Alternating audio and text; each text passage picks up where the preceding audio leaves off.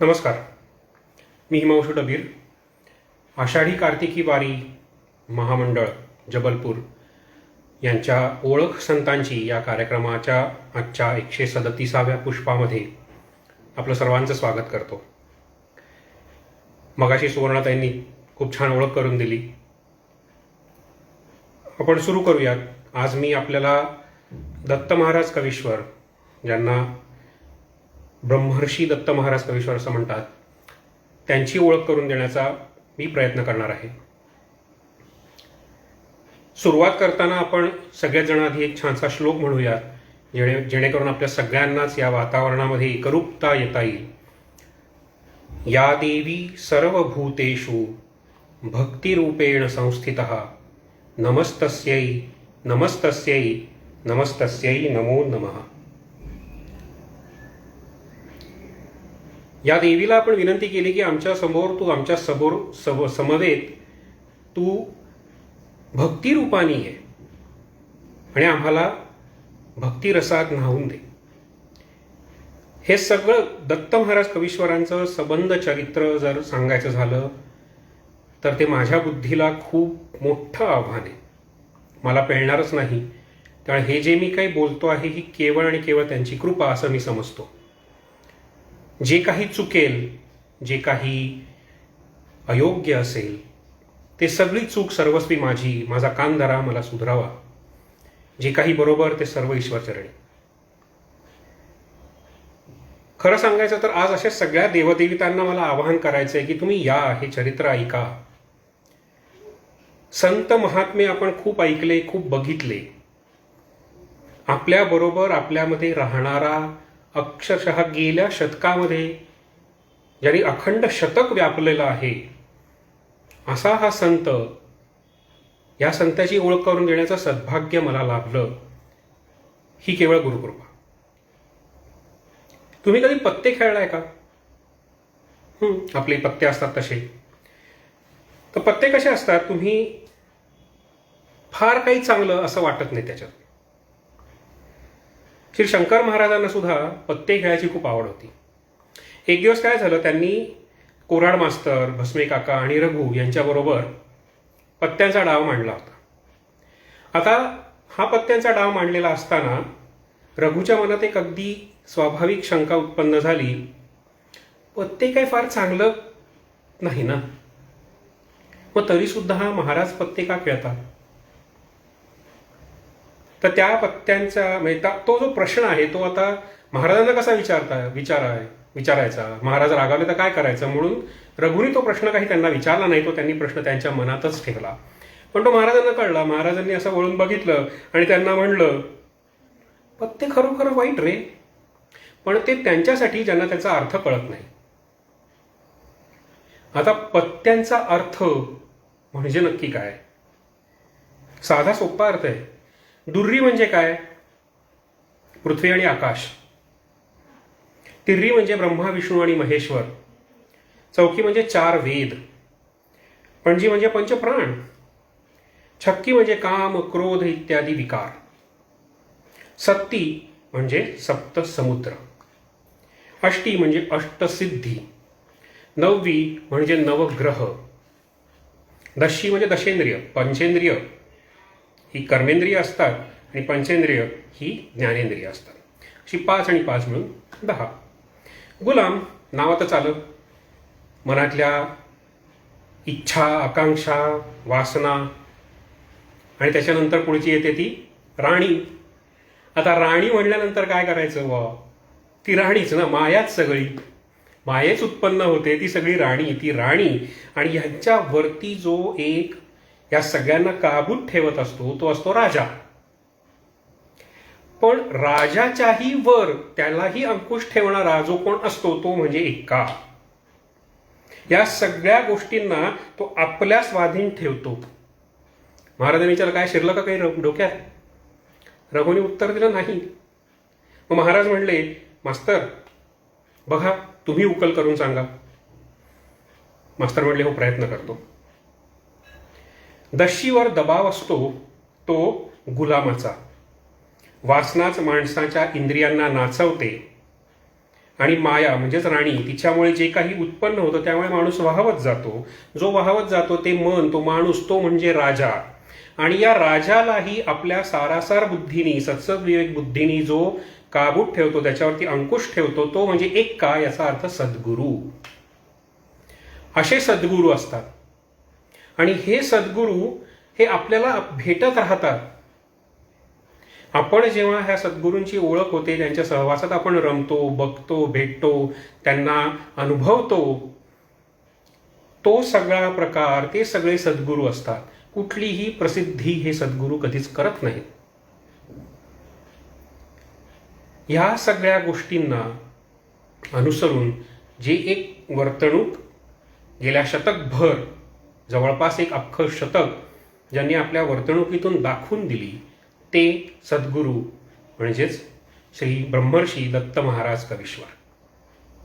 त्यांच्याविषयी आपण आज बोलणार आहोत. कसं होतं, खूप पूर्वीचा काळ होता.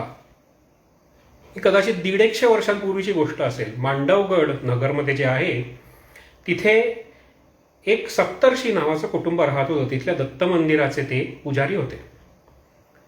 यावनी जाज याला कंटाळून तिथल्या अनेक कुटुंबांनी स्थलांतर केली. त्यामध्येच एक सप्तर्षी कुटुंब होतं. त्यांची एक शाखा ही नगरहून निघाली आणि वाईला जाऊन स्थिरावली. वाईमध्ये छान चाललं होतं. वाईमध्ये त्यांचा खूप आदर होता, त्यांच्या शब्दाला मान होता. एवढंच नाही तर ते तिथले जे ते अधिकारी पुरुष होते, ते सप्तर्षी घराण्यातले जे पुरुष होते, त्यांचं साताऱ्याच्या दरबारी सुद्धा चांगलं वजन होतं.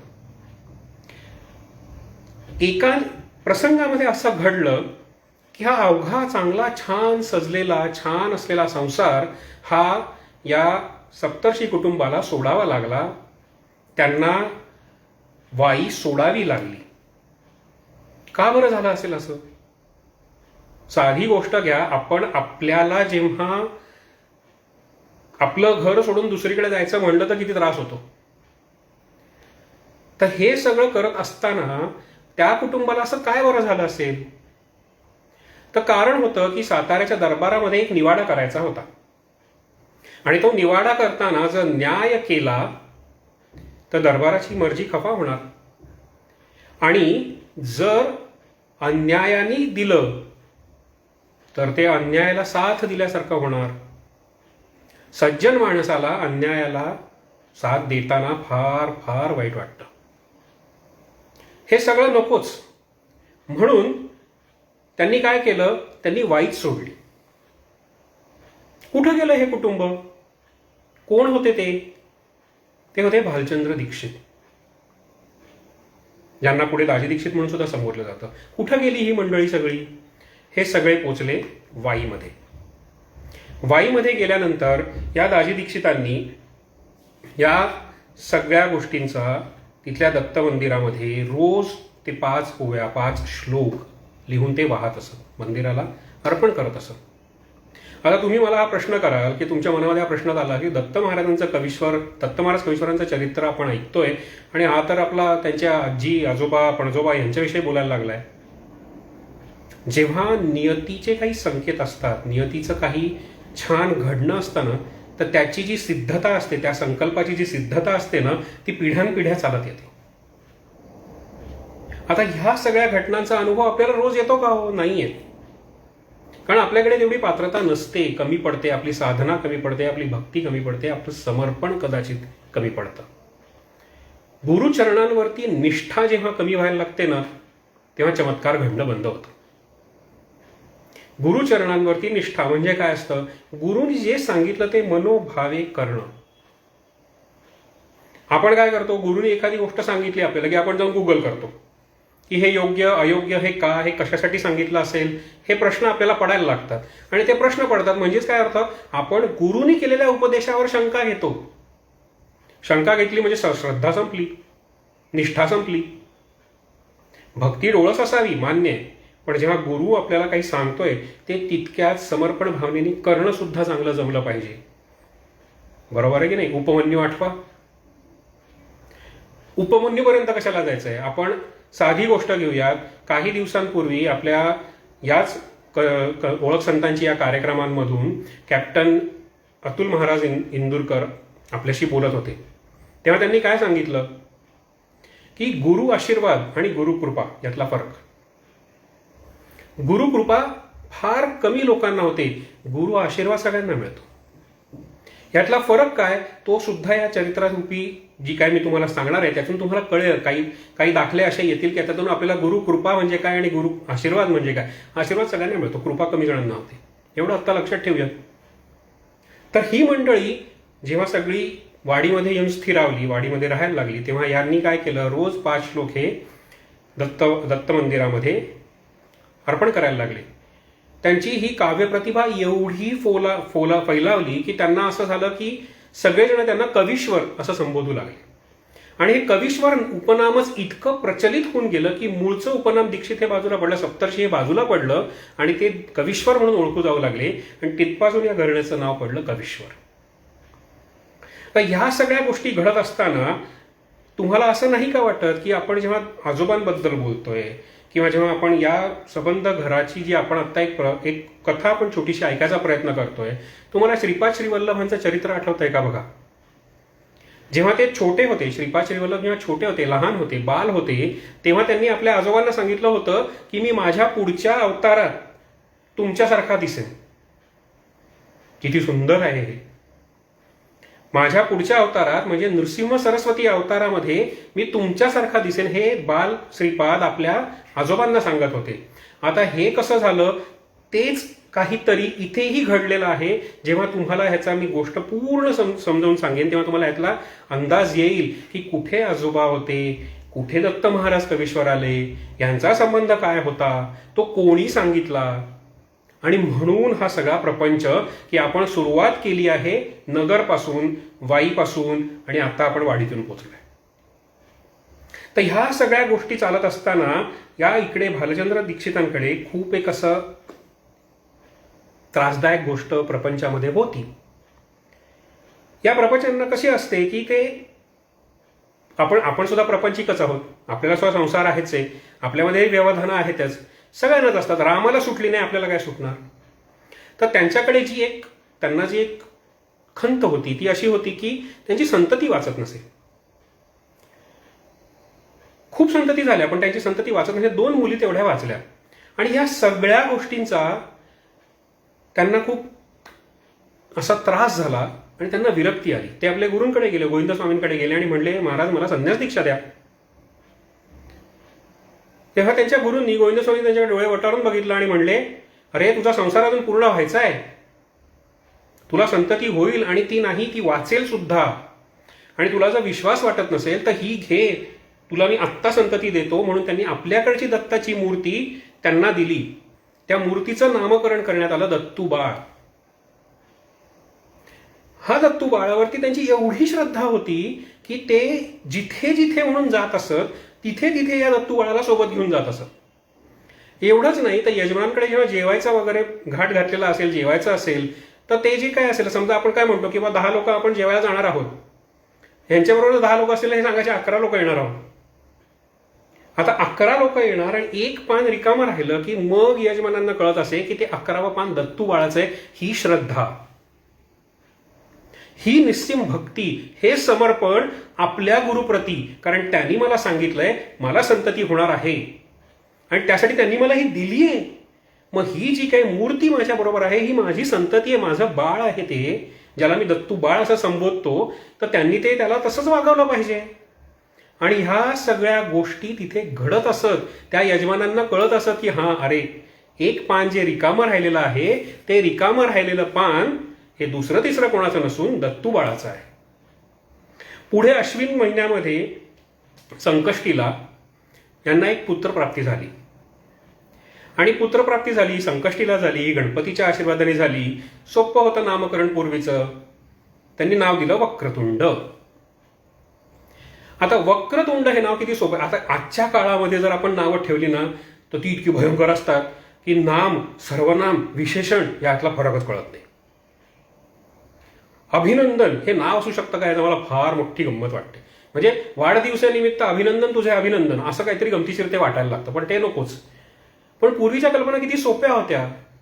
नाव ठेवायची गोष्ट साधी सोपी की अमुक दत्तामुळे झाला दत्तात्रेय, गणपतीमुळे झाला वक्रतुंड, गणपती, गणेश, विनायक, सगळे.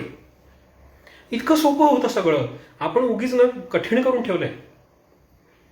तर त्यांनी नाव ठेवलं वक्रतुंड. आता हे वक्रतुंड जेव्हा हळूहळू मोठे होऊ लागले तसं तसं त्यांना त्यांच्या पुराण सेवेमध्ये, त्यांना त्यांच्या महाभारतामध्ये, भागवतामध्ये यांना खूप आवड, खूप रुची निर्माण झाली. जेव्हा त्यांचं अध्ययन पूर्ण झालं तेव्हा त्यांची व्याख्यानं होत असत, प्रवचन, व्याख्यानं हा आजकालचा शब्द झाला, त्यांची प्रवचनं होत असत. तर ती प्रवचनं इतकी सुंदर असत, त्यांची वाणी एवढी प्रभावी होती, एवढं ओघवती शैली त्यांची होती की त्यांच्या त्या प्रवचनांना हजारोंच्या संख्येने लोक उपस्थित राहत. आणि त्यांचा अभ्यास एवढा मोठा होता की कित्येक वेळा वक्रतुंड बुवा स्वतः लोकांना विचारायचे, आज तुम्हाला काय ऐकायचं सांगा. काय तयारी असेल, सोपं नसतं हे, ही समोरच्यांनी सांगावं आणि आपण करावं. त्यासाठी तेवढा अभ्यास लागतो. कुठल्याही संगीताच्या मैफिलीत तुम्ही जेव्हा जाता आणि त्या संगीताच्या मैफिलीतला तो जो कोणी गायक असतो, गायिका असते, ती जेव्हा फरमाईश म्हणून सांगते काही, तेव्हा त्यांची स्वतःची तयारी केवढी असायला पाहिजे. हे आजकालच्या काळातलं उदाहरण दिलं कारण ते समजावं की अभ्यास काय प्रकार आहे. तर त्यांचा अभ्यास तेवढा असत आणि ते कुठल्याही विषयावर, समोरच्या श्रोत्यांमधून कुठलाही विषय आला की हे 3-3 तास बोलू शकत. आणि हे सगळं त्यांचं चाललेलं असताना इतकी मजा, इतकं छान सगळं घडत असे की त्यांना फार मज्जा यायची. वक्रतुंड बुवांच्या वेळेस सुद्धा त्यांना असं होत होतं की काय झालं बुवा, की काही गोष्टी घडत आहेत, काही गोष्टी घडत नाहीये. त्या टप्प्याटप्प्यांनी त्यांना एक पुत्ररत्न प्राप्त झालं. त्या पुत्ररत्नाचं नाव ठेवलं गेलं धुंडी महाराज, धुंडीराज हे त्यांचं नाव ठेवलं गेलं. 81 साली, आता मी सांगतोय 1800 बरं काय, 1891 मधली घटना आहे. 1891 मध्ये एक यज्ञ झाला होता. कुठे झाला होता? वाडीला. त्या वाडीच्या यज्ञामध्ये खूप लोक उपस्थित होते. खूप मोठा ब्रह्मवृंद, आपापल्या तेजाने तळपणारे खूप मोठे स्वामी, गुरु, हे सगळे इथे उपस्थित होते. ह्या सोहळ्याला जे उपस्थित होते त्याच्यातली नुसती नावं सांगितली ना तरी आपल्याला असं वाटायला बापरे किती सुंदर यज्ञ झाला असेल. टेंबेस्वामी महाराज, मौनी स्वामी महाराज, गोविंद स्वामी, ही सगळी मंडळी तिथे उपस्थित होती. आणि याच सोहळ्यामध्ये एक अजून गोष्ट फार गमतीदार घडली होती. या सोहळ्यामध्ये एक व्यक्ती असे उभे होते की त्या सोहळ्यात ते उपस्थित होते, त्यांचं नाव होतं शंकर शास्त्री. शंकर शास्त्रींचं जे उपनाम आहे ते आहे गुळवणी. लागला संबंध? तो तिथून चालत आलेला आहे. शंकर शास्त्रींच्या बरोबर त्यांच्या आई आणि त्यांचा मुलगा होता. तो मुलगा म्हणजे बाल वामन, आणि हेच वामन महाराज गुळवणी. ह्या गुळवणी घराण्याचा आणि कवीश्वर घराण्याचा संबंध तिथून आलेला आहे. आणि आता आपल्याला समजून येईल की जेव्हा दत्त महाराज आणि गुळवणी महाराज यांची एकरूपता कशी झाली होती, ती गंमत म्हणून नाही होतो, त्यासाठी साधना लागते, त्यासाठी ईश्वरी संकेत असतात. हे ईश्वरी संकेत आपल्या आयुष्यातही घडत असतात, आपलं लक्ष नसतं. तर हा यज्ञ संकल्प पूर्ण झाला, सगळं झालं. धुंडीराज महाराजांचा पुढे विवाह झाला. हणमकर यांच्या घराण्यातली कन्या यांच्याकडे आली. 1904 मध्ये हा काही विवाह झाला. त्याच्यानंतर सुद्धा त्यांना हा एक काय म्हणतात त्याला, एक खंत होती की आपल्याला मूल होत नाही आहे, काय करावं. तर हा ग्रुपमध्ये होत नाहीये म्हणल्यानंतर, हा एक जो काही घटना घडत नाही म्हणल्यानंतर त्यांनी काय केलं, त्यांनी टेंबेस्वामींना एक पत्र लिहिलं की काय करावं. टेंबेस्वामींनी त्यांना उत्तर पाठवलं. धर्मसिंधूमध्ये लिहिलेले जे काही आचार विचार आहे, जे काही जपजाप्य आहे ते त्यांनी करायला सांगितलं. ते करायला सांगितल्यानंतर एक दिवस 2 मार्च 1910 सकाळी 6:15 चंद्र हा तूळ राशीत असताना, विशाखेचा पहिला चरण असताना आणि कुंभ राशीवर लग्न असताना पुत्रप्राप्ती झाली. वाडीमध्ये सरस्वतीबाईंना दत्तात्रेय स्वामींच्या कृपेमुळे दत्तात्रेयाची प्राप्ती झाली. दत्त महाराज कवीश्वर जन्माला आले. आनंदी आनंद झाला, अवघी वाडी आनंदली. आणि ज्यांचा ज्योतिषाचा अभ्यास असेल त्यांनी हे जाऊन कन्फर्म करावं की कुंभ लग्नावर निर्माण होणारी जी व्यक्तिमत्व असतात त्यातली बरीचशी व्यक्तिमत्व ही इतिहास घडवतात. दत्त महाराजांनी इतिहास घडवला, तो त्यांनी स्वतःहून कधीच सांगितला नाही. इतकी प्रसिद्धी परांगमुखता. त्यांच्या स्वावलंबनाचे किस्से मी तुम्हाला सांगणारच आहे. तर दत्त महाराजांचा जन्म वाडीमध्ये झाला. जसं लहान मूल जन्माला येतं, जशा लहान मुलाच्या विविध कला असतात, तशा कलाकलांनी दत्त महाराज कवीश्वर वाढत होते. त्यांचं नाव होतं दत्तात्रेय. जन्माला आल्यानंतर त्यांनी काही दिवसांनी त्यांच्या घरी टेंबेस्वामी आले. टेंबेस्वामी आल्यानंतर अर्थातच आता एवढी मोठी व्यक्ती आपल्या घरी आली, आपल्या घरचं बाळ आहे, आपण त्यांच्याकडे देतो, त्यांना म्हणतो आशीर्वाद द्या असं आपण म्हणतो. तसं यांच्या आई वडिलांनी म्हणजे धोंडी महाराजांनी आणि सरस्वतीबाईंनी यांचं ते जे काही बाळ आहे ते टेंबेस्वामींच्या मांडीत दिलं. आणि ते जेव्हा त्यांनी मांडीत घेतलं तेव्हा ते म्हणले, काय वक्रतुंड बुवा, नातू म्हणून आलात ना? तुम्ही पांढऱ्या वेशात आणि आम्ही भगव्या वेशात, एवढाच काय तो वरवरचा फरक, बाकी सगळं सारखंच आहे. हे बोलल्यानंतर त्यांनी गालावरती त्या बाळाला थोडंसं असं केलं, हसवलं, आणि हसवल्यानंतर बाळही खुदकन हसलं. टेंबेस्वामींनी त्यांच्या आई वडिलांकडे बघितलं. ते म्हणले, आजोबा आलेत, यांचं नाव पुन्हा वक्रतुंड ठेवा. आणि पुन्हा दत्तात्रयांचा नामकरण विधी झाला आणि त्यांना अजून एक नाव दिलं गेलं, वक्रतुंड. हे त्यांच्या, मला तरी असं वाटतं की हे त्यांच्या पत्रिकामध्ये, म्हणजे लग्नपत्रिका म्हणा किंवा मुंजीच्या वेळेच्या, त्यांची 2 नावं दिसतात. दत्तात्रेय कारण दत्ताच्या प्रसादाने झाला म्हणून, आणि टेंबेस्वामींनी सांगितलं की हे आजोबा आले म्हणून. आता हा जो मगाशी मी तुम्हाला सांगितला ना एक अनुभव, की ही एक प्रक्रिया आहे, हे नियतीचे स्वयंसिद्ध संकल्प असतात, हे मुळातच सिद्ध असतात, त्यांना काही करायची गरज नसते, ते घडत असतात. तर हे जे काही घडलं ह्यातली एक लिंक मी तुम्हाला आत्ता सांगितली, अजून पुढे खूप आहे. तर वक्रतुंड बुवांचा जन्म दत्तात्रेय स्वामी म्हणून झाला आणि दत्तात्रेय आले. पहिल्या वाढदिवसाची एक सुंदरशी घटना आहे. बाळ पहिल्या दिवशी, पहिल्या वर्षाचा वाढदिवस झाला, साजरा करायचा आला होता. घरामध्ये खूप छान आरास केली होती, वाडीमध्ये सगळ्यांना बोलवलं होतं. आणि आरास करताना त्याच्यामध्ये आजकाल सगळे LED लाईट असतात, किंवा आपण काय काय काय काय टांगतो, केक काय बनवतो आणि किती काय काय सांगतो की अरे बापरे मी किती केलं वगैरे, असं काही नाही. घरामध्ये मिठाई होती, खेळणी होती, याची छानशी आरास त्यांनी सगळ्यांनी केली होती. सगळेजण आले होते, सगळे आले, बाळ रांगत होता. आता स्वाभाविकरित्या कुठलंही बाळ काहीतरी जे काही त्याला असं आकर्षित करतं त्याच्याकडे जातं. तसेच दत्त, म्हणजे आत्ताला मी यांचा एकेरी उल्लेख करतोय त्याच्याबद्दल क्षमा, पण हा दत्तात्रेय जो आहे तो त्या आराशीकडे जायला लागला. आराशीकडे जायला लागल्याबरोबर तिथल्या लोकांना एक प्रचंड आनंद झाला की आता बाळ काय घेणार. आपल्याला असतं की नाही कौतुक, हा हे घेशील का रे, हे घे, आपण त्याला अजून जास्त प्रोत्साहित करायला लागतो. तसं तिथल्या जमलेल्या सगळ्या मुलांनी, तिथल्या सगळ्या समस्त गावकऱ्यांनी, तिथल्या सगळ्या लोकांनी त्या बाळाला प्रोत्साहित करायला सुरुवात केली. म्हणले की अरे ही मिठाई घे, ती मिठाई घे, हे खेळणं घेतोस का, नको ते खेळणं घेतोस का, हे सगळं त्यांनी करायला सुरुवात केली. बाळाचं लक्ष अजिबात विचलित झालं नाही. बाळ रांगत रांगत गेलं, त्याने ती आरास टाकली मोडून. काय आगाऊ बाळ हो. पण तसं काही नाही, आरास मोडून टाकली. त्याच्या मागच्या बाजूला कोपऱ्यामध्ये एक छोटंसं पुस्तक पडलेलं होतं. ते पुस्तक त्या बाळाने उचललं. ते पुस्तक कुठलं होतं, भगवद्गीता.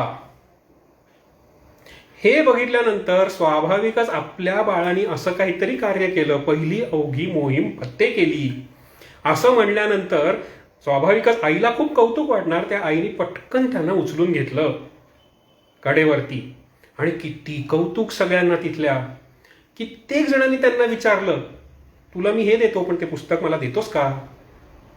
दत्तात्रेयांनी काहीही बदले नाहीत, ते पुस्तक त्यांनी स्वतःकडेच ठेवलं. तेव्हा तिथले गावकरी किंवा कुठले तरी एखादी पंडित असतील, त्यांनी हे वाक्य म्हणलं की हा दत्तात्रेय, जशी भगवद्गीता श्रीकृष्णाने सांगितली तसा हा दत्तात्रेय पुढे ही गीता आम्हाला सगळ्यांना सांगेल. आणि तुम्हाला कल्पना असेल बऱ्याच जणांना, दत्तात्रेय महाराज, दत्त महाराज कवीश्वरांनी जवळजवळ 1000 पेक्षा जास्त भागवत सप्ताह सांगितले. गंमत नाहीये. आता या भागवताची पण एक गोष्ट आहे.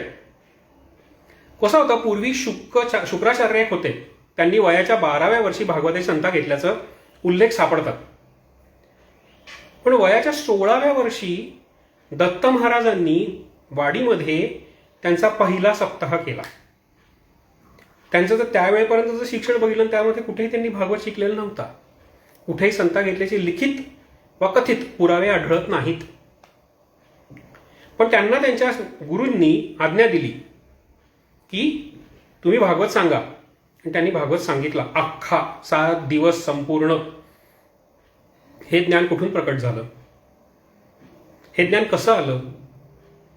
तर हे ज्ञान आलं गुरुदीक्षेमुळे, गुरुकृपेमुळे.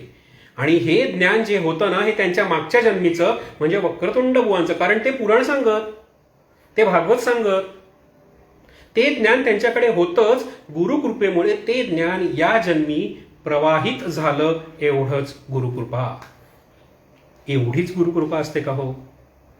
कुठलंही शास्त्रोक्त शिक्षण भागवताचं नसताना महाराजांकडे हे ज्ञान मागच्या जन्मी आलं. हा दुसरा पुरावा की ते वक्रतुंड बुवाच होते. हे ईश्वरी संकेतच होते. हे दत्तात्रेयच जन्माला आलेले होते. हे त्यांचं सगळं आत्तापर्यंतचं आपलं चरित्र आपण बघितलं. आता आपण थोडंसं पुढे सरकूयात. जसं जसं त्यांचं शिक्षण झालं, 7वी पर्यंत शिक्षण त्यांचं वाढीत झालं. पुढे ते सांगलीला गेले, सांगलीत शिकू लागले.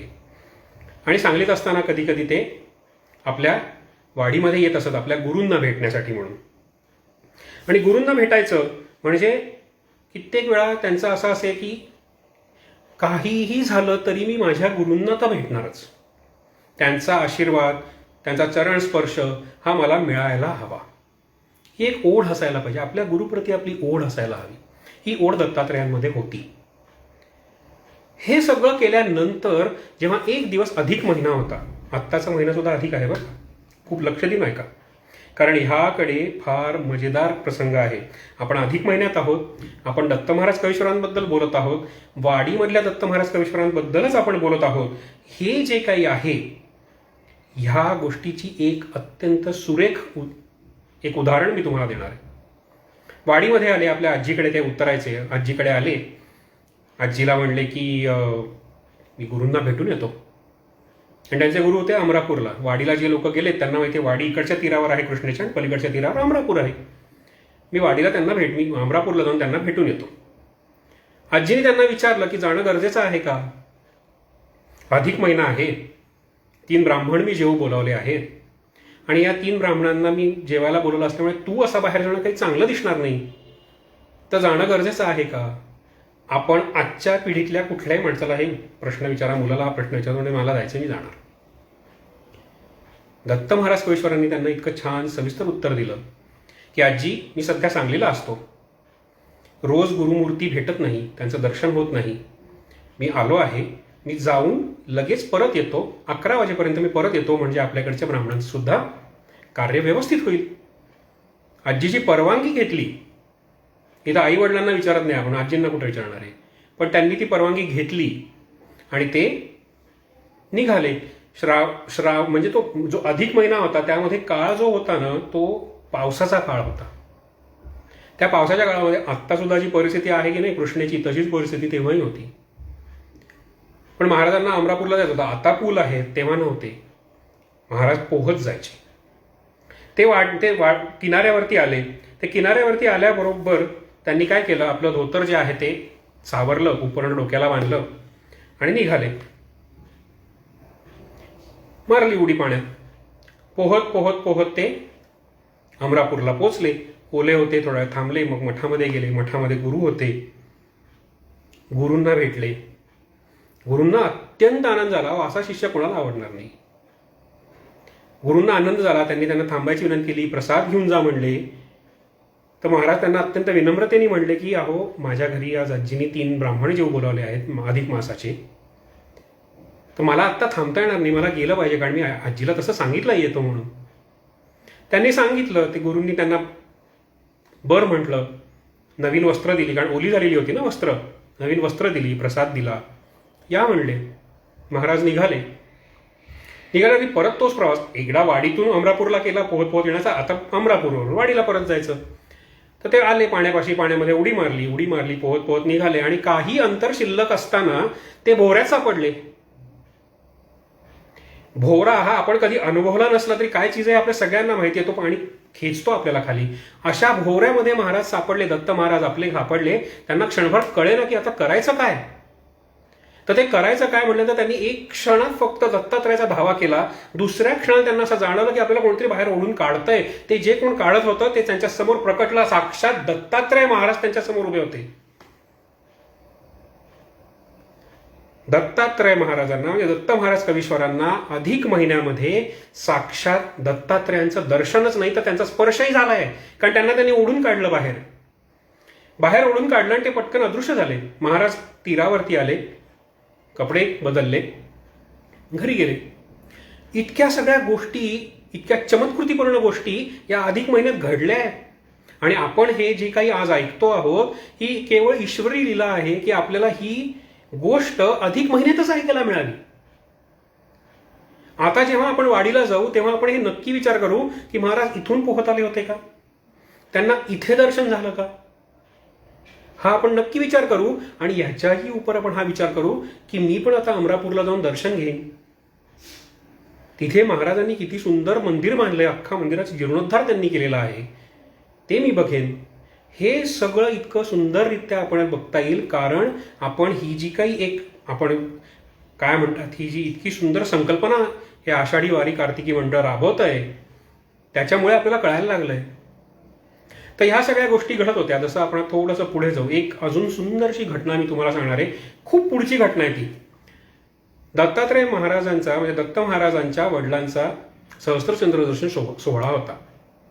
त्या सहस्त्रचंद्र दर्शन सोहळ्यामध्ये खूप लोकांना जेवू बोलवलेलं होतं, सगळ्यांनाच बोलवलेलं होतं आणि जेवणाची पंक्ती उठणार होत्या. आणि संयोजकांना त्यावेळेस प्रश्न पडला की एवढ्या लोकांना अन्नदान होणार का, हे पूर्ण होणार का. आणि हे पूर्ण होणार का हा प्रश्न पडला आणि तो प्रश्न सरस्वतीबाईंच्या म्हणजे आईसाहेबांच्या कानी गेला. आणि तो कानी गेल्याबरोबर त्यांनी दत्तात्रयाला हाक मारली, दत्त महाराजांना हाक मारली, दत्ता ह्या अक्षता घे, त्या प्रत्येक भंडाराच्या पातेल्यामध्ये टाक, मी बघते अन्न कसं पूर्ण परत नाही. आणि कल्पनातीत गोष्ट घडली की 25,000 अनेक पंक्ती उठल्या, अन्न कमी पडलं नाही. काय झालं असेल. सरस्वतीबाईंच्या अंगी सुद्धा त्यांचं दैवी शक्ती जी होती ती जागृत अवस्थेत होती पूर्ण. इथे जेव्हा मी विचार करतो ना की हे कसं घडलं असेल तेव्हा गुरुचरित्रामधला एक प्रसंग मला आठवतो. एक गरीबचा ब्राह्मण गाणगापुरी गेला आणि त्याची इच्छा होती की महाराजांना जेवू घालावं. नावं बघा, सरस्वतीबाई, नरसिंह सरस्वती. हा कोइन्सिडन्स असू शकतो का. तर त्या ब्राह्मणाला असं वाटलं की मी महाराजांना जेवू घालायचं, नरसिंह सरस्वतींना मला जेवू घालायचं आहे, मला समाराधना करायची आहे. तो गेला, तो गरीबडा होता, त्याच्याकडे थोडीशीच त्याचा शिधा फार थोडा होता. त्यामुळे व्हायचं काय की बाकीची जी काही मंडळी असत ती मंडळी त्यांचा नंबर लागायचा. आज काय ह्याचा प्रसाद, उद्या काय त्याचा प्रसाद. या ब्राह्मणाला कधी संधीच मिळत नव्हती. त्यामुळे झालं काय की हा ब्राह्मण हा तिथल्या गाणगापूरच्या लोकांचा, तिथल्या मंडळींचा हा चेष्टेचा विषय ठरला. गजानन महाराजांच्या पोथीमध्ये सुद्धा तुम्ही जर बघितलं असेल तर त्या बापूनं काळेला जेव्हा ते दर्शन देतात तेव्हा ते सांगतात की आधी बापूनं सारखं मन करा तर तुम्हाला विठ्ठल दिसेल. तसंच नरसिंह सरस्वतींनी सुद्धा केलं. त्यांना कळलं की अरे हा ब्राह्मण आहे, याचा लोक चिडवतायत, टिंगल करतायत, पण तो श्रद्धेने आलाय, त्याला फक्त एवढीच अपेक्षा आहे की मला जीव घालावं. मग एक दिवशी त्यांनी त्या ब्राह्मणाला बोलवलं. ते म्हणले की आज तू समाराधना कर. बरं, नमस्कार केला, तयारी केली, स्वयंपाकाची सिद्धता केली, सगळा स्वयंपाक तयार केला. महाराज म्हणले जा सगळ्यांना बोलवून आण. गुरु आज्ञा. गेला, नदीवर गेला, गावात गेला, सगळ्यांना सांगितलं की आज मी समाराधना करत आहे, तर तुम्ही सगळ्यांनी जेवायला या. महाराजांनी मला तुम्हाला निरोप देऊन बोलवायला पाठवलंय, तुम्ही सगळेजण जेवायला या, सहकुटुंब या. तर तिथल्या लोकांनी त्याची परत टिंगल, अरे तू कितीसं जेवणारा, प्रत्येकाला एक शीत तरी मिळेल का. नाही काही जण म्हणले की नाही, मठामध्येच एवढी साधन सामुग्री असेल की त्याच्यातूनच करतोय, आयत्या पिठ्यावर रेगोट्या मारतोय. तर त्याच्या आमंत्रणाला कोणी दाद दिली नाही. तो परत मठामध्ये आला. मठामध्ये त्यांनी महाराजांना गेलं, महाराज असं असं झालो, काय करू. तर महाराजांनी त्यांच्या शिष्यानं सांगितलं की जावा, चला बोलवून आणा सगळ्यांना. गेले, सगळे लोक आले, सगळ्या पंक्ती बसल्या. पंक्ती बसल्यानंतर त्या लोकांनी सांगितलं, महाराजांनी सांगितलं की चला ब्राह्मणाला वाढू लागा, कारण तो एकटा एवढा सगळ्यांना वाढू शकणार नाही. त्या ज्या काही स्वयंपाकाची सिद्धता त्या ब्राह्मणांनी केली होती त्याच्यावरती महाराजांनी आपलं एक वस्त्र पांघरून ठेवायला सांगितलं. जे लागेल ते त्याच्या खालून काढून घ्यायचं, जेवढं लागेल तेवढंच काढून घ्यायचं आणि सगळ्यांना वाढायचं. सगळ्यांना वाढलं, सगळ्यांची जेवणं झाली. मग बाकीच्या लोकांना बोलवलं, त्यांची जेवणं झाली. एवढं सगळं करून झालं. प्राणी मात्र सुद्धा जेवले, अगदी जळचर सुद्धा जेवले, तुडुंब जेवले. आणि मग महाराज म्हटले चला आता आपण जेवू. ते म्हणल्यानंतर त्या ब्राह्मणाने ते वस्त्र काढलं, बघितलं तर 3 जणांचाच स्वयंपाक तिथे होता. जेवढा त्यांनी बनवला होता तेवढाच होता. नरसिंह सरस्वतींनी तिथं त्यावेळेस अन्नपूर्णी पूजली आणि म्हणून या सगळ्यांच्या अन्नाची पूर्तता झाली. तीच अन्नपूर्णी सरस्वतीबाईंनी सहस्त्रचंद्रदर्शन सोहळ्यामध्ये नक्कीच पूजली असणार. म्हणून तर 25,000च्या पंक्ती उठल्या पण अन्न कमी पडलं नाही. ही सगळी परंपरा. सरस्वतीबाई काही कमी गुरुभक्तीच्या नव्हत्या. त्यांच्या अंगीतली दैवी शक्ती ही जागृत अवस्थेमध्ये होती. अहो, वाडीला असताना रोज 108 प्रदक्षिणा घालत असत आणि गरोदरपणामध्ये सुद्धा त्यात खंड पडू नये याचा त्यांच्याकडे कटाक्ष असे. म्हणजे विचार करा किती समर्पण आहे. हे सगळं समर्पण ज्या घराण्यामध्ये निर्माण होतं त्या घराण्यातच अवतारी पुरुष निर्माण होतात. याच्यासाठीचे दाखले, खूप सारे दाखले श्रीपाद श्रीवल्लभांच्या चरित्रामृतात आपल्याला बघायला मिळतात, नरसिंह सरस्वतींच्या चरित्रामध्ये आपल्याला बघायला मिळतात. ह्या सगळ्या गोष्टी तिथे आहेत आणि त्या असाव्या लागतात. आणि त्याचा सगळ्यात सोपा मार्ग कुठला आहे? भक्ती, नामस्मरण. का नाही आपण आत्तासाठी निदान 5 वेळा तरी दिगंबरा दिगंबरा श्रीपाद वल्लभ दिगंबरा ह्याचा जप करायला पाहिजे. हा जप तारतो. कुठलंही नामस्मरण घ्या ना, असं काही नाही की यात देवाचं घेतलं पाहिजे. सगळेच देव सारखे, सगळ्यांचे मार्ग सारखेच. गजानन महाराजांच्या पोथीमध्ये लिहिलेलं आहे. जेव्हा टेंबे स्वामींची आणि गजानन महाराजांची भेट झाली त्याच्यानंतर त्यांनी सगळं लिहिलंय. भक्ती मार्ग, ज्ञान मार्ग, कर्म मार्ग, योग मार्ग. बाप रे, किती मोठ्या गोष्टी आहेत ह्या सगळ्या. आणि या सगळ्या गोष्टी घडत असतात हो, आपल्याबरोबर रोजच्या आयुष्यात घडत असतात. आपल्याला त्या उमगण्यासाठी आपल्यामध्ये भक्तिभाव जागृत व्हावा म्हणून आपण स्वतः प्रयत्न करायचा. कोणी सांगून काहीही होत नसतं. सांगणारे खूप सांगतील, तुम्ही केलं तर महत्व ना. कोणाचं ऐकू नका, स्वतःच्या मनाचं ऐका आणि करा. असं आपण केलं पाहिजे. तर आपण गोष्टीकडे परत येऊया. जसं जसं महाराजांचं पुढे त्यांचं शिक्षण झालं, काही वर्ष ते धारवाडला सुद्धा होते. धारवाडला असताना त्यांचं कन्नड भाषा, मराठी भाषा आणि संस्कृत या भाषांवरती प्रभुत्व होतं. गंमत नाहीये, पण महाराज आपल्या वडिलांना जी पत्र लिहित असत ना धारवाडवरून, ती पत्र संस्कृतमध्ये लिहित असत. ह्या सगळ्या गोष्टींवरून त्यांची प्रभुत्व जाणवायला लागतं. त्यांची कल्पना करता येत नाही आपल्याला, इतकं त्यांचं ताकद आहे मोठी. आणि कधीही स्वतःहून त्यांनी सांगितलेली नाही. ज्ञानेश्वरीमधली एखादी ओवी काढा आणि वाचा, त्यामध्ये हे लिहिलेलं आहे सगळं. आता ह्या सगळ्या गोष्टी करताना 1930 साली पुढे त्यांचा विवाह झाला. लक्ष्मी त्यांच्या घरी आली. त्यांनाही आईसाहेबच म्हणत असत. त्यांनी सुद्धा आपल्या सासूबाईंचा कित्ता गिरावला. जोपर्यंत वाडीत होत्या तोपर्यंत रोज 108 प्रदक्षिणा ते वाडीच्या दत्ताला घालत असत. पुढे जेव्हा त्यांचं सगळं झालं, पुढे ही जी मंडळी जेव्हा पुण्यामध्ये आली तेव्हा ते सरदार नातू म्हणून पुण्यामध्ये जे आहेत त्यांच्या वाड्यामध्ये ती उतरली. आणि ही मंडळी जेव्हा तिथे उतरली त्या वाड्यामध्ये त्यांचं मन विशेष का रमलं? कारण त्या वाड्यामध्ये आहे एक पांडुरंगाचं मंदिर.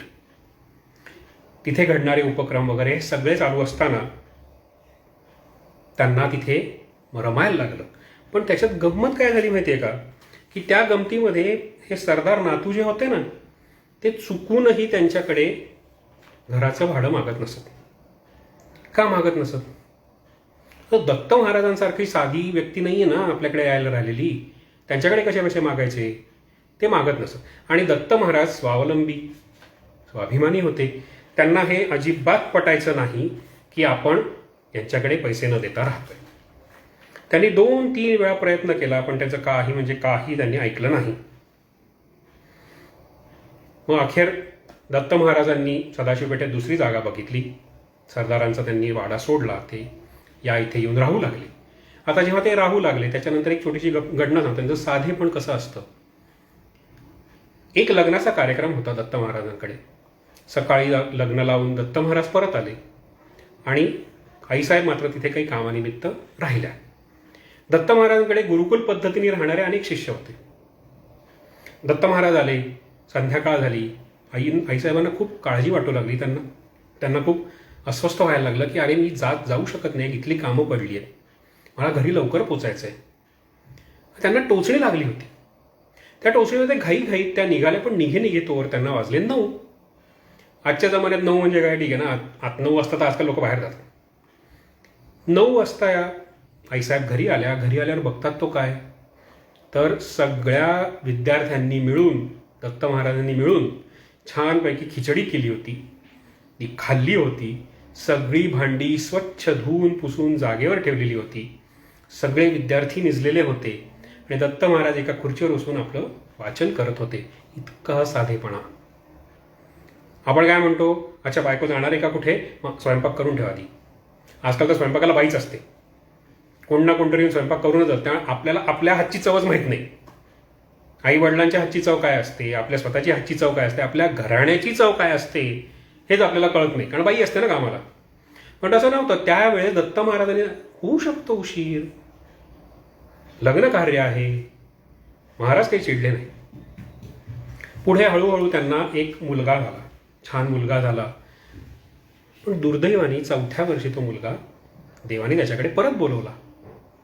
आईसाहेबांना प्रचंड दुःख झालं. जी कोणी व्यक्ती समाचाराला येत असेल त्यांना असं वाटे की हे दुःख संपेल की नाही. पण दत्त महाराज मात्र धीर गंभीरपणे या सगळ्यांना सामोरे जात असत. ह्या सगळ्या गोष्टींना ते जात असत.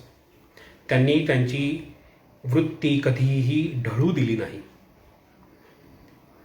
ते झालं. त्याच्यानंतर त्यांच्या आईंनी रेणुका मातेला नवस बोलला की पुत्र दे, तर मी त्याला घेऊन माहूरला येईन. या माहूरला लग्नानंतर सुद्धा दत्त महाराज गेले होते त्यांच्या पत्नी आईवडिलांसोबत. आणि त्यावेळेस आहे ना, साक्षात गोळवणी महाराज सुद्धा त्यांच्याबरोबर होते. त्याच्यानंतर एक मुलगी झाली. त्या मुलगीनंतर मुलगा प्राप्त झाला. एका शोकातून जावं लागलं आणि म्हणून मग या पुत्राची प्राप्ती झाली. म्हणून या मुलाचं नाव ठेवलं गेलं अशोक. हे आपले अशोक महाराज कवीश्वर, डॉक्टर अशोक महाराज कवीश्वर. ते झालं. त्या मुलाला घेऊन माहूरला गेले. माहूरला गेले असताना तिथे त्यांच्याबरोबरीने गोळवणी महाराज होते, वामनराव गोळवणी महाराज होते. ते पण त्यांच्याबरोबर होते. ही सगळा असा ऋणानुबंध छान वाढत चालला. पुण्यामध्ये आल्यापासून तर गोळवणी महाराज आणि कवीश्वर महाराजांच्या गप्पा, त्यांचे संबंध, त्यांचा सहवास, त्यांच्याकडनं शिक्षण, या सगळ्या गोष्टी दत्त महाराजांना आत्मसात करू लागले ते. आणि ह्या सगळ्या गोष्टी घडत असताना टप्प्याटप्प्यांनी जवळपास 1949 सालची गोष्ट, त्यावेळेस दत्त महाराज यांनी आपले गोळवणी महाराजांच्या प्रेरणेने असं ठरवलं की आपण जे टेंबे स्वामींनी एक वाङ्मय लिहून ठेवलेलं आहे त्या सगळ्या वाङ्मयाची आपण प्रकाशन करायचं. सोपं नाही आहे ते. आणि ते सगळं त्यांनी सुरू करायचं म्हणून ठरवलं. आणि टप्प्याटप्प्यांनी सगळ्या गोष्टी त्यांनी त्या लिहायला लागले. यातली एक गंमत तुम्हाला सांगतो. ती गंमत मला थोडीशी वाचावी लागणार आहे म्हणून मी जरासं खाली बघणार आहे आत्ता. पण त्यामध्ये असं आहे की ही जी काही काव्यरचना आहे ना ती केलेली, ती 12 खंडांमध्ये लिहिली गेलेली आहे. आणि हार गर्भ मंत्र श्लोक म्हणून जो एक श्लोक आहे त्यातल्या एका ओळीतील अक्षरं उलट सुलट वाचली ना तर तेच शब्द येतात. किती कठीण आहे हे. आणि हे सगळं जर त्या ह्याच्यातले ठराविक अक्षर, जर पहिली अक्षरं जर वाचत गेलं ना तर अख्खा भगवद्गीतेतला 15वा अध्याय वाचून पूर्ण होतो. अशी त्या मंत्राची रचना आहे. टेंबे स्वामींनी ते करून ठेवलंय. आणि ते सगळं प्रकाशित करण्याचं कार्य, या 12 खंडांचं कार्य हे आपल्या दत्त महाराज कवीश्वरांनी त्यांच्या गुरुप्रेरणेने केलं. आणि ह्याच्यामध्ये इतकी गमती. आता माघ मास महात्म्य म्हणून त्याच्यामध्ये एक आहे. तर त्याच्यामध्ये तर इतकं आहे की त्यातलं जर पहिलं अक्षर काढलं तर अख्खा दत्तमाला ग्रंथ वाचून पूर्ण होतो. किती महत्वाचं आहे हे आपल्याला कळत सुद्धा नाही. उलट सुलट वाचण्याची रचना करायला किती प्रचंड ताकद, बुद्धी आणि शब्द संपत्य लागू शकतं ह्याचा आपल्याला अंदाज नाहीये. हे सगळं जेव्हा खंड प्रकाशित करायचं सुरू केलं, प्रत्येक पुस्तक लिहून झालं की दत्त महाराज आपल्या महाराजांना सांगत, आपल्या गुरुला सांगत की निवेदन द्या. प्रकाशकाचं निवेदन असतं की नाही, तसं ते निवेदन द्या. आणि हे निवेदन लिहायला मागितल्यानंतर गोळवणी महाराज म्हणायचे की तुम्हीच लिहा. आता हे तुम्हीच लिहा हे कसं काय, आता कसं जमणार ना. आता तुम्हाला काय वाटतं ते मला कसं कळणार, असा प्रश्न स्वाभाविक पडू शकतो. पण दत्त महाराजांनी कधीही प्रश्न विचारला नाही. त्यांनी ते निवेदन लिहून काढलं. लिहून काढल्यानंतर गोळवणी महाराज ते वाचत सुद्धा नसत, सही करून देत असत. आणि आज जेव्हा आपण हे सगळे ग्रंथ वाचतो, यातल्या निवेदकाचं जे आपण लिहिलेलं वाचतो, त्याच्यातून आपल्याला असं वाटतं की साक्षात गोडवणी महाराज लिहित आहेत. इतकं तादात्म्य हे या दोन गुरु शिष्यांमध्ये होतं. गुरुच्या हृदयी उमटलेले शब्द हे दत्त महाराज कवीश्वरांच्या लेखणीतून प्रवाहित होत असत. त्यात कुठलाही फरक न करता गोडवणी महाराज ते म्हणत असत की हे बरोबर आहे. इतकं तादात्म्य हे आजकालच्या जमान्यामध्ये गुरु शिष्याचं दिसतं का आपल्याला? की त्यांच्या ज्या हृदयी आहे ते त्यांचे शब्द हे त्यांचेच वाटावेत, जरी ते दुसऱ्यांनी लिहिलेले असतील. इतकं सगळं सुंदर घटनाक्रम त्यांनी या सगळ्या साहित्यांमध्ये लिहून ठेवला आहे. आणि हे सगळं करत असताना पुढे एकदा अशी गंमत झाली की 1957 सालची गोष्ट आहे. सुख दुःख समे कृत्वा ही एक जी काय म्हण आहे, त्याचा एक तुम्हाला परिचय देतो की ते कसं दत्त महाराज आचरणात आणत असं. आपण असं म्हणतो की ज्ञानेश्वरांनी ज्ञानेश्वरी लिहिली, त्यामधलं जे काही आचरण आहे ते एकनाथ महाराजांनी सिद्ध करून दाखवलं की ते आचरण कसं करायचं असतं. दत्त महाराज कवीश्वरांनी सुख दुःख समे कृत्वा, सुख दुःखाला समान नजरेने मी बघणार, ही घटना एक घडली. 57 सालची घटना असेल. महाराज वाडीला गेले होते, दत्त महाराज कवीश्वर वाडीला गेले होते सप्ताहासाठी. आणि इकडे पुण्यामध्ये एक साथ पसरली. त्या साथीने कोणालाच सोडलं नाही. दत्त महाराजांच्या घरची जी मंडळी ती सुद्धा त्या तापात आजारी पडली. त्यात त्यांची जी मुलगी आहे ती मुलगी जास्तच आजारी पडली. शोभा तिचं नाव. ती जास्त आजारी पडली. तिला दवाखान्यात हलवावं लागलं. हे हलवताना दवाखान्यामध्ये साक्षात गोडवणी महाराज जात असत तिची देखभाल, तिची विचारपूस करायला. आणि हे तिचं करताना ते घरी पण येऊन सांगत असत की ती कशी आहे, काय आहे, बरी आहे की नाही. घरच्या लोकांची काय परिस्थिती हे ते शोभाला सांगत असत. शोभाची परिस्थिती घरी येऊन सांगत असत. एक दिवस काय झालं की एक दिवस ती तब्येत फार खालावली लागली. फार म्हणजे फार खालावली लागली. आणि तिने प्राण सोडले हॉस्पिटलमध्ये. आता हे सांगायचं कसं घरी? घरी सगळेच आजारी. गोडवणी महाराज, आता दत्त महाराज तर इथे नव्हतेच. गोडवणी महाराज घरी आले. त्यांनी आईसाहेबांना म्हणलं की तुम्ही माझ्यावर चला, शोभाची प्रकृती खूप खालावली आहे, आपण तिला भेटायला जाऊया. गोडवणी महाराज शांत होते. आणि त्यांच्या शांततेवरनं आई महाराजांना कळलं की काहीतरी गडबड आहे. त्यांनी विचारलं काय झालंय. महाराज म्हटलं प्रकृती खूप खूप खालावली. आईला कळून गेला. आईतच लेकरू, आईला कळलं. ती गेली हॉस्पिटलमध्ये, बघितलं तर निष्प्राण देह. किती रडू आला असेल. तो देह तिने असा कवटाळला. ती रडली, खूप रडली माहिती. त्यांना सावरताना साक्षात गोडवणी महाराजांच्या डोळ्यातून अश्रुधारा निघाल्या होत्या. किती कोमल हृदय असतं गुरुचं. साक्षात गोडवणी महाराज रडले. थोडा काळ जाऊ दिल्यानंतर त्यांनी आईला थोडंसं बाजूला घेतलं. ते म्हणले की अशा परिस्थितीमध्ये आपण तिला घरी घेऊन नाही जाऊ शकत, आणि तिथे तिचं करणारं कोणीच नाही. मग हे सगळेच्या सगळे विधी साक्षात गोडवणी महाराजांनी शोभाचे केले. बघा ही गुरु शिष्याची जोडी. त्यांनी ते सगळे विधी केले. आणि हे सगळं घडत असताना पूर्वी काय टेलिफोन नव्हते, मोबाईल नव्हते. महाराजांना कसं कळणार तिकडे. एक दिवस महाराजांना रात्री स्वप्न पडलं. आणि स्वप्नामध्ये त्यांना असं दिसलं की आपल्या पुण्याच्या घरी काही काळ्या सावलीधारी माणसांनी प्रवेश केला आहे. आणि त्यांनी आपल्या देवघरातल्या देवांना हात लावला. आणि ते स्वप्नामध्ये दत्त महाराजांना कळलं की पुण्यात काहीतरी अशुभ घडलंय. जेव्हा त्यांचा सप्ताह पूर्ण झाला त्या 7व्या दिवशी त्यांना पत्र प्राप्त झालं गोडवणी महाराजांचं, पुण्यात काय झालं, लवकर या. ते निघाले. काय कालवा झाली असेल त्या माणसाच्या मनामध्ये. हे सगळं त्यांनी आले, पुण्यामध्ये आले. पुण्यामध्ये लोक समाचाराला येतच असत. ते म्हणले की एवढाच ऋणानुबंध आहे म्हणून हे घडलं. येताना तिने काही खेळणी आणायला सांगितलेली होती. या गडबडीमध्ये ती खेळणी आणता आली नाही, हे बरंच झालं. नाही त्या खेळण्याकडे बघून आठवणी आल्या असत्या. महाराज खूप धीर गंभीर शांत असत. श्रीकृष्णाच्या वंशाचा जेव्हा नाश झाला, जेव्हा तो वंश नाश होताना श्रीकृष्ण ज्या स्थितप्रज्ञतेने पाहत असेल ती स्थितप्रज्ञता या दत्त महाराज कवीश्वरांच्या अंगी होती. आता 57 सालची मी तुम्हाला घटना सांगितली. त्याच्या पुढच्याच महिन्यामध्ये एक छान घटना घडली. महाराज जेव्हा कांची कामकोटीला गेले होते दत्त महाराज, तेव्हा त्यांनी तिथे आपली विद्वत्ता, तिथल्या सभांमधून भाग घेऊन आपली मतं मांडली, आपलं सगळं सांगितलं. आणि ते इतकं त्या शंकराचार्यांना आवडलं की त्यांनी त्यांचा सत्कार केला. ते सत्कार करताना ते काय म्हणतात की आम्ही विद्वानांचा सत्कार हा नेहमीच करत आलो, पण दत्त महाराज कवीश्वर शास्त्री यांचा सत्कार करताना आम्हाला विशेष आनंद होतो. हा आनंद, हा सत्कार हा त्यांच्या ज्ञानाचा नाही, तर त्यांच्या ठायी असलेल्या अत्यंत विनयशीलतेचा आहे, हे त्यांनी सांगितलं. त्या सत्कार केला, सुवर्ण कटक त्यांच्या हाती घातलं. 500 वर्षाचं तह हयात, 500 रुपयाचं तह हयात वर्षासन त्यांना लावून दिलं. हे सगळं झालं. हे घरी आल्यानंतर त्या पुढच्या महिन्यात ते सुवर्णकटक, ते सगळं मठाकडनं आलेलं पत्र आहे त्यांना पार्सलनी प्राप्त झालं. ते प्राप्त झाल्यावरती ते त्यांनी आपल्या गुरूंना कळवलं की हे असं असं झालं. पत्रामध्ये त्यांनी लिहिलं की गुरुकृपेमुळे हे झालं, मी केलं हे कुठेही नाही. सत्काराचा संबंध समारंभ असो, सत्काराचा प्रसंग असो, नाहीतर दुःखाचा प्रसंग असो, महाराज तितक्याच धैर्याने त्यांना सामोरे गेले. संत चरित्र, संतांची ओळख, याच्यातून आपण काही चमत्कार बघायचे नसतात.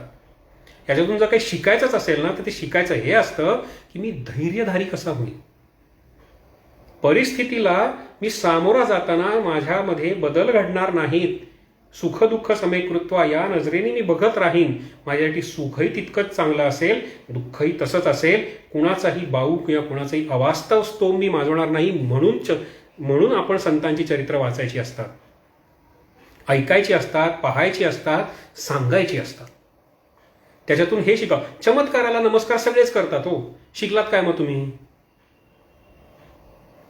आहे की नाही? तर ह्या सगळ्या गोष्टी घडल्या. पुढे 57 सालचीच एक घटना आहे. महाराजांना श्रीधर स्वामींचा निरोप आला. श्रीधर स्वामी म्हणजे सज्जनगडाचे श्रीधर स्वामी.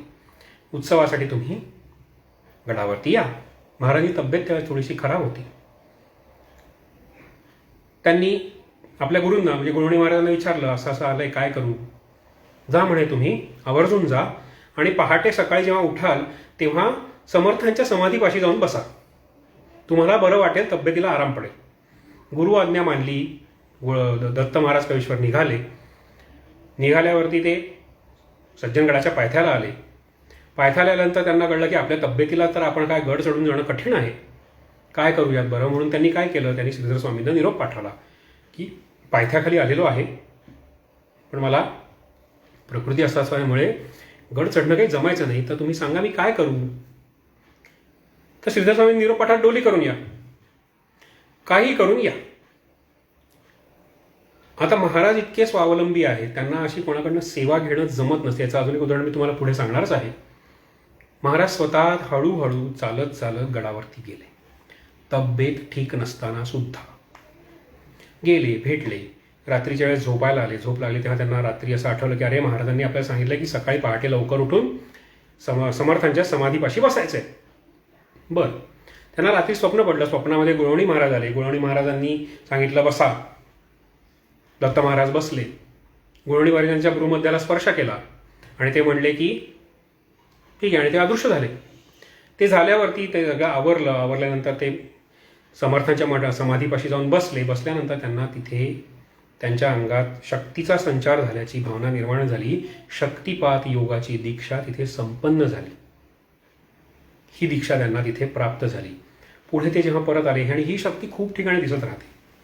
जसं मी तुम्हाला म्हटलं की लहानपणी 16व्या वर्षापासूनच त्यांनी संबंध भागवत सांगायला सुरुवात केली होती. ते त्यांनी व्रत पुढची 40 वर्ष चालवलं. 40 वर्ष म्हणजे 1965 पर्यंत जवळजवळ ते व्रत चाललं. पुण्यामध्ये जेव्हा वासुदेव निवास आले, हे जेव्हा तो उभा राहिला, तेव्हा गुळवणी महाराजांनी सांगितलं की आता तुम्ही तुमचं भागवत इथे सांगायला सुरुवात करा. 65 पासून दत्त महाराजांनी त्यांचा भागवत इथे सांगायला सुरुवात केली. पुढे 74 मध्ये गुरु महाराज म्हणजे गुळवणी महाराजांचं निधन झालं. त्यांनी देह ठेवला. आता आपल्याला कोण, हा महाराजांना खूप प्रश्न पडला. महाराजांकडे भावितपणे वासुदेव निवासाचं मठाधिपत्य आलं. ते करताना सुद्धा महाराज इतके साधे असत की एक दिवस काय झालं, दाते काका तिथे एक कार्यक्रम झाला, समारंभ होता वासुदेव निवासमध्ये. दाते काका तिथे सगळा समारंभ झाल्यानंतर चांदीची काही भांडी होती, ती भांडी आपली धूत होते. ती धुत असताना त्यांना काय करायला लागत होतं, त्यांना हातपंपानी हापसा मारून पाणी काढायला लागत होतं, भांडी धुवायला लागत होती. हे सगळं करत असताना महाराजांना हे ते दिसलं. आता ते तर मठाधिकारी ना, ते कोणालाही सांगू शकतात, जा ते कर बाबा, त्यांना मदत कर. पण महाराज मुळातच वेगळे. ते स्वतः उठले, त्यांनी हापशाने हातपंपाने ते पाणी त्यांना काढून दिलं, भांडी धुवून झाली. भांडी धुवून झाल्यानंतर त्यांनी बघितलं की दाते काका आपल्या उपरण्यानी ते भांडी पुसतायत, कोरडी करतायत. दत्त महाराजांनी पण आपलं उपरणं घेतलं, भांडी कोरडी केली. भांडी कोरडी करून दाते काकांनी ती भांडी उचलली, थोडी जी काय असतील ती उचलली आणि ते चालू लागले कपाटात ती भांडी ठेवायला. दत्त महाराजांनी काय करावं, उरलेली सगळी भांडी उचलली, त्यांच्या मागे मागे चालायला लागले. त्यांनी ती मदत केली. इतका साधेपणा मठाधिकाऱ्याचा. आज आपण जे मठाधिकारी बघतो त्यांच्याविषयी बोलणं नको. जगामध्ये चांगली लोकही आहेत आणि जगामध्ये दुसरी वाईट लोकही, ज्यांच्याबद्दल आपण खूप पेपरमधून वाचलेलं आहे, वाचतो यावत. गुरुमधला फरक आणि गुरु आशीर्वाद आणि गुरुकृपा यातला फरक हा असा समजून येतो. मगाशी मी तुम्हाला गोष्टी सांगितल्या. गुरुचरित्रातली एक गोष्ट सांगितली त्या ब्राह्मणाची, हो की नाही. त्या ब्राह्मणाच्या गोष्टीत त्यांनी काय केलं, त्याला गुरुचा आशीर्वाद होता का गुरुची कृपा होती. बाकी सगळी मंडळी जी रोज मोठमोठ्याला पंक्ती घालत होती, मोठमोठ्याली समाराधना करत होती, त्यांना गुरुची कृपा होती का? नृसिंह सरस्वतींची कृपा त्यांना होती का? त्यांना फक्त आशीर्वाद होता? बघा. आणि ह्याचा जेव्हा आपण विचार करतो तेव्हा कॅप्टनांनी जेव्हा आपल्याला सांगितलं, अतुल सरांनी जे सांगितलं आपल्याला मागच्या काही त्यांच्या या पुष्पांमधून त्यांनी जेव्हा सांगितलं, तेव्हा कळेल की गुरु आशीर्वाद आणि गुरुकृपा ह्यातला फरक काय. ते कळल्यानंतर गुरुचरित्र मला नव्याने समजायला लागलं. आशीर्वाद सगळ्यांना असू शकतो, कृपा फार थोड्या जणांवर होते. त्या ब्राह्मणावर गुरुची कृपा होती, नरसिंह सरस्वतींची कृपा होती, म्हणून त्याच्याकडचा सीधा कमी असताना सुद्धा अख्खं गाव, प्राणी मात्र, जळचर सुद्धा जेवले. अशीच गोष्ट तिथल्या रजकाची पण होती श्रीपाद श्रीवल्लभांच्या काळामध्ये. तुम्हाला सगळ्यांना ती गोष्ट माहीतच आहे. तर गुरुकृपा आणि गुरु आशीर्वाद यातला हा फरक आहे. गुरुचे आशीर्वाद असायला लागतात आणि जितके तुम्ही साधे वागता, गुरुचरणी जितके लीन असता, जितकी तुमची श्रद्धा असते, निष्ठा असते, जितकं समर्पण असतं, तितकं तुमचं आयुष्य छान होत जातं. तर असं ही एक घटना सांगितली. तसं पुढे 1991 मध्ये महाराज नारायण स्वामींच्या उत्सवासाठी म्हणून वाडीला आले होते. वाडीला आले तेव्हा त्यांची तब्येत अजिबात ठीक नव्हती, कमी जास्त होत होती. तर वाडीला आल्यानंतर पुण्याला फोन गेला की महाराजांना धाप लागते, श्वास घेताना त्रास होतोय, नाडीचे ठोके भयंकर वाढले, ब्लड प्रेशर कमी झाले.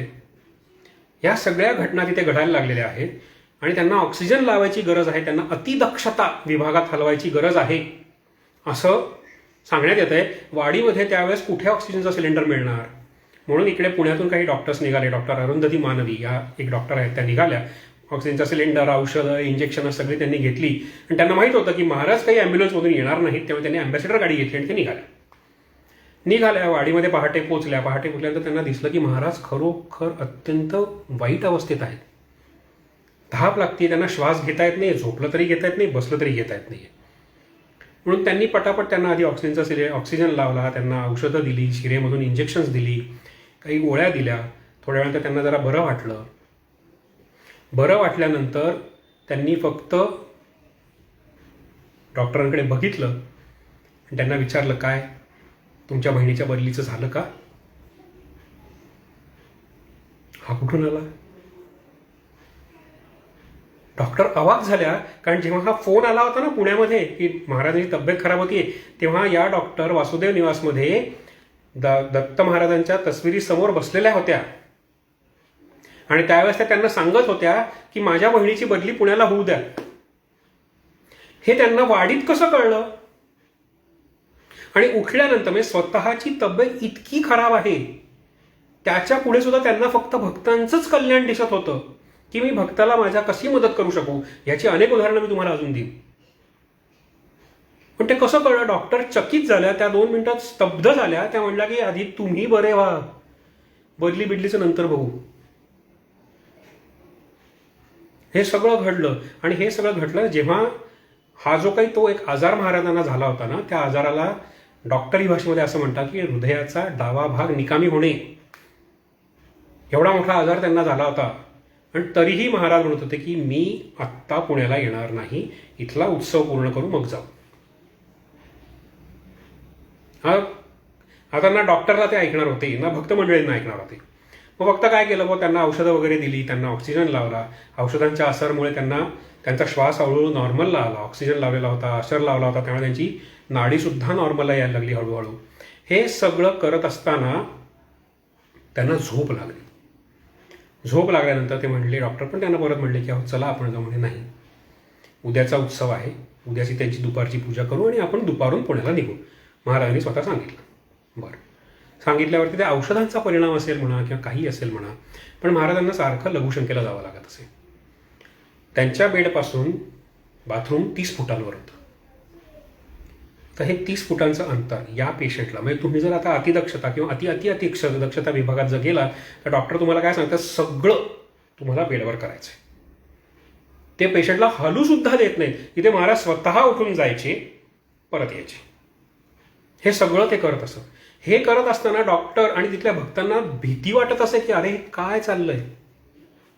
पण महाराजांनी कधीही पलंगावरती बेडपॅन मागवला नाही. इतके स्वावलंबी ते होते.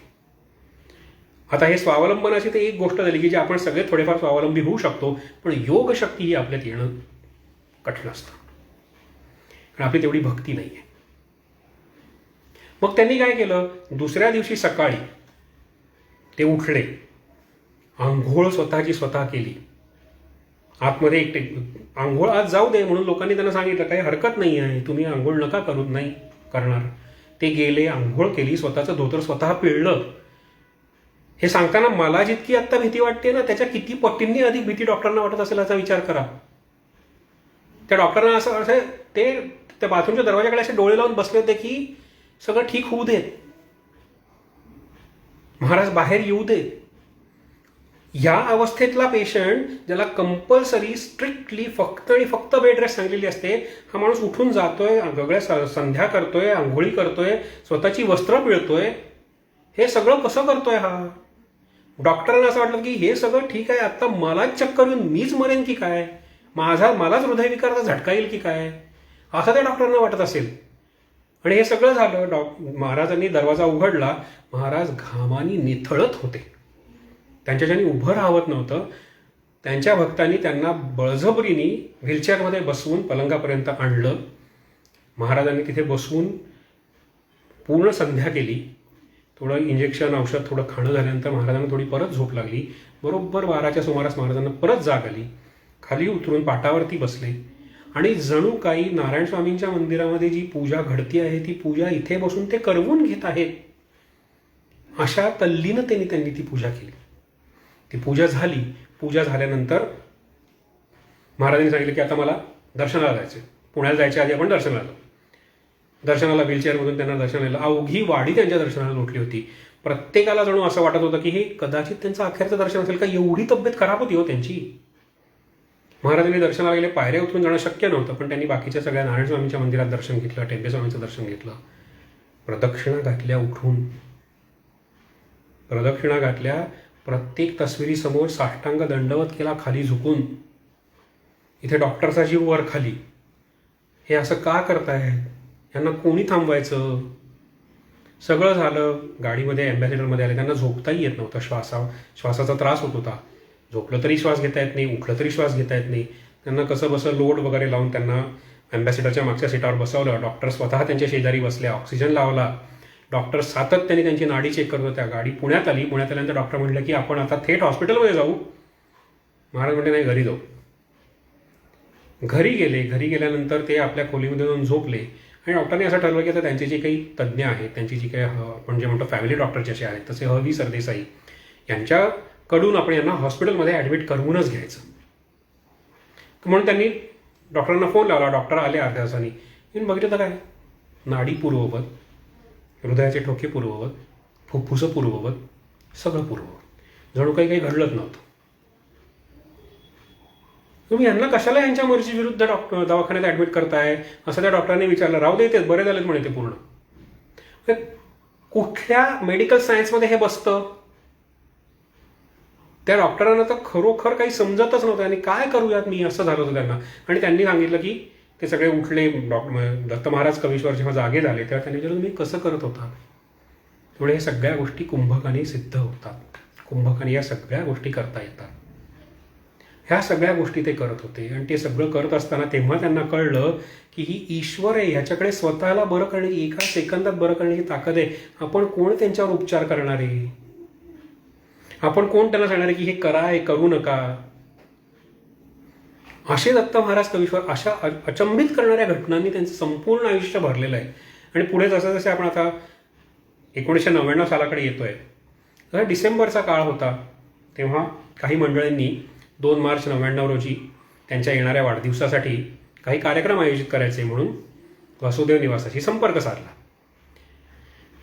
तर तिथल्या लोकांनी तर सांगितलं की काही करू नका आत्ता. पण ही मंडळी बसली हटून, नाही करायचंच आहे. मग अखेर नाईलाजच झाला म्हणून त्यांनी त्या मंडळींना सांगितलं की दत्त महाराजांनी स्वतः सांगितलंय की यंदाच्या 2 मार्च 1999ला माझ्यासाठी काही करायचं नाही, कारण 2 मार्चला मी देहाने तुमच्यात असेन किंवा नसेनही. त्यांनी डिसेंबरमध्ये सांगितलं. आपल्या अवतार समाप्तीची घोषणा त्यांनी आमच्याजवळ केलेली आहे. काय बोलायचं? कित्येक मोठ्या पंडितांनी त्यांच्या पत्रिका बघितलेल्या होत्या. त्या पत्रिकेत त्यांनी सांगितलेलं होतं की 92 वर्षांचं आयुष्य आहे, अजून तर 90च आहे. पण हे करायचं नाही हे त्यांना सांगितलं होतं. ती मंडळी नाराज झाली, निघाली. 10 जानेवारी 1999 रोजी दत्त महाराजांच्या पत्नींनी देह ठेवला, आईसाहेबांनी देह ठेवला. आणि आईसाहेबांनी देह ठेवल्यावरती टप्प्याटप्प्यांनी दत्त महाराजांनी आपली वाणी अंतर्लीन केली. ब्रह्मसूत्राप्रमाणे सांगितल्याप्रमाणे त्यांनी सगळं हळूहळू हळूहळू शांत करायला लागले. 31 जानेवारी 1999ला त्यांच्या आईचं वार्षिक श्राद्ध होतं. त्यांनी ते श्राद्ध स्वतः पूर्ण केलं. 6 फेब्रुवारी 1999ला कुळधर्म होता, तो स्वतः त्यांनी सांगून संपन्न केला. पुढे एक दिवस संध्या करताना त्यांना असं जाणवलं की आता आपल्याला संध्या करणं जमत नाहीये. त्यांनी त्या दिवसापासून घन आहार पूर्ण थांबवला. काहीच बोलत नसत. अगदी कोणी आग्रह केला, त्यांचा आग्रह मोडू नये म्हणून थोडीशी पेज, कधी चहा कॉफीचा एखाद दुसरा घोट, एवढंच महाराज घेत असत. बोलणं त्यांनी पूर्ण बंद केलं. तर वाणी पूर्ण अंतर्लीन केलेली होती. त्यांना सगळं दिसत होतं, त्यांना सगळं कळत होतं, पण ते बोलत नसत. 28 फेब्रुवारी 1999ची रात्र कदाचित खूप खूप गडद झालेली होती, कारण महाराजांचा श्वास खूप वरखाली होऊ लागला होता. नाडी जागेवर सापडत नव्हती. महाराजांना घाम फुटत होता आणि त्याचबरोबर त्यांचा हात पाय थंडसुद्धा होत होते. अशा परिस्थितीत ती रात्र गेली. रात्र गेल्यानंतर पहाटे सूर्यनारायण उगवला. 8 वाजू आले. 8 वाजू आल्यानंतर महाराजांनी थोडीशी कॉफी घेतली. कॉफी घेतल्यानंतर थोड्या वेळाने महाराज आपले जे काही नेत्र होते ते नेत्र त्यांनी संपूर्ण उघडले. सभोवतार त्यांनी बघितलं, सगळ्यांकडे दृष्टी टाकली, सगळ्यांना बघितलं आणि एक मोठा श्वास आत घेतला आणि तो श्वास आतच थांबला. महाराजांनी आपला अवतार संपवला. 1 मार्च 1999. याच्यानंतर शरीरशास्त्र, मेडिकल सायन्सला जे कळणार नाही कधीही, अशा काही घटना तेव्हाही घडल्या. 24 तास महाराजांचा देह होता, पण कुठलंही विघटन नाही, कुठलीही विचित्र घटना नाही, काहीही न घडता तो देह तसाच होता. किंबहुना छान सुगंधी येत होती. तो देह सुवर्णासारखा झळाळत होता. पुण्यामध्ये निघालेल्या काही मोठ्या अंत्ययात्रांपैकी ती एक अंत्ययात्रा असेल. वैकुंठ स्मशानभूमीमध्ये जेव्हा त्यांना अग्निप्रदान करण्यात आला तेव्हा तो देह संपूर्ण सोनेरीहून झळाळत होता. जणू काही हा दत्तात्रेय त्या दत्तात्रयामध्ये विलीन होत होता. महाराजांचा अवतार कार्य संपलं आणि त्यावेळेस मला अजूनही आठवतात ते शब्द की जे त्यांनी सांगितले असतील की 2 मार्च 1999 रोजी आम्ही तुमच्यामध्ये देहानी असू किंवा नसूही,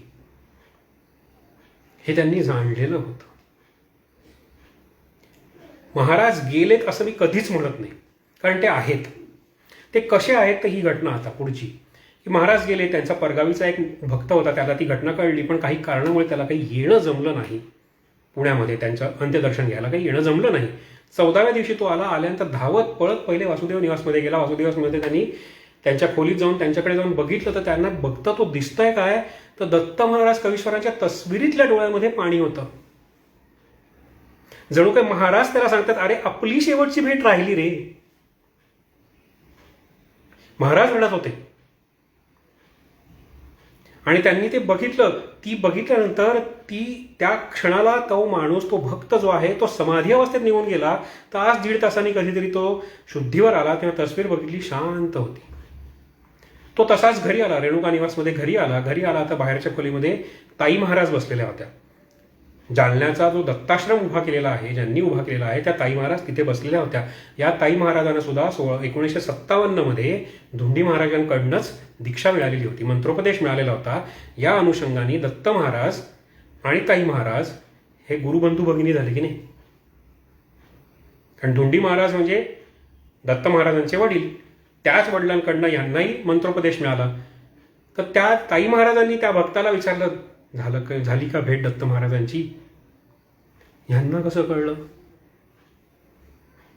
ताई महाराजांमध्ये सुद्धा दैवी शक्ती जागृत अवस्थेत आहे. दत्ताश्रम जो जालन्यामध्ये बांधलेला आहे, त्या बांधलेल्या वास्तूची जाऊन नुसती पाहणी जरी केली ना, कुठलाही उत्कृष्ट वास्तुरचनाकाराला घेऊन जा, तो सांगेल की इतकी अचूक रचना मी सुद्धा करू शकणार नाही. इतकी वास्तू योग्य ती दत्ताश्रम उभा केलेला आहे ताई महाराजांनी. ताई महाराज अजूनही तिथे आहेत, दत्ताश्रमामध्ये त्यांचं वास्तव्य आहे. तशीच एक घटना तुम्हाला सांगतो. जसं सांगितलं की कसं आहे, पुढच्या काळामध्ये दत्त महाराज एका भक्ताच्या स्वप्नात गेले. आणि स्वप्नामध्ये त्यांनी सांगितलं की तुम्ही मला 4 वाजता भेटायला. दत्त महाराजांनी त्यांच्या भक्ताला सांगितलं की तुम्ही मला 4 वाजता या हॉलमध्ये भेटायला या. बरं, स्वप्नामध्ये हा माणूस निघाला. तो पोचेपर्यंत त्याला असं कळलं की अरे, वाहतुकीच्या प्रॉब्लेममुळे मला काही तिथं पोचता येत नाही, मला पाऊण तास उशीर झाला. दत्त महाराज असतील का नसतील? बघितलं तर दत्त महाराज होते त्या हॉलमध्ये. दत्त महाराज त्यांची वाट बघत होते. ते भेटले, त्यांना नमस्कार केला. प्रत्यक्ष त्यांच्या वेळेस तेव्हा ते देहात असताना कधी त्यांची चरणधूळ आपल्याला घेतं जमलं नाही, तर ते आता निदान घेऊयात म्हणून तिथे जी काही थोडीशी धूळ त्या हॉलमध्ये होती, तिथं त्यांनी डोकं टेकलं आणि जेवढी शक्य तेवढी धूळ आपल्या मस्तकी असावी म्हणून त्यांनी ते तसंच डोकं टेकून ठेवलं. त्यांच्या पाठीला त्यांचा स्पर्श झाला दत्त महाराजांचा. ते झाल्यानंतर काही दिवसांनी 2-3 आठवड्यानंतर तो स्पर्श त्यांना खूप जाणवत राहिला. 2-3 आठवड्यानंतर ते जालन्याला दत्ताश्रमात गेले. दत्ताश्रमात गेल्यानंतर त्यांनी ताई महाराजांना भेटले. झाली का भेट? तुमची भेट व्हावी म्हणून चला मी तुम्हाला भक्त निवासामध्ये राहायला सांगते. पुढचे 3 दिवस तुम्ही या हॉलच्या बाहेर यायचं नाही. ताई महाराजांना कसं कळलं? भेट झाली ते. हा मनुष्य त्या दत्ताश्रमाच्या हॉलमध्ये गेला. हॉलमध्ये गेल्यानंतर त्याला कळलं की अरे हाच हॉल आहे जो मला स्वप्नात दिसला होता. 3 दिवस पुढच्या या हॉलमध्ये तुम्ही राहा, दत्त महाराजांच्या सहवासाचा आनंद घ्या, असं ताई महाराजांनी त्यांना सांगितलं. संपूर्ण हॉलमध्ये तो एकटाच होता. डोळे बंद केले की दत्त महाराज दिसत. झोपले तरी त्यांच्या आठवणी येत. त्यांनी जी काही प्रवचनांमधून, त्यांच्या पुस्तकांमधून जी काही त्यांनी विवेचना केली, जे काही संदेश सांगितले, ते सगळे संदेश त्याला ऐकू येत.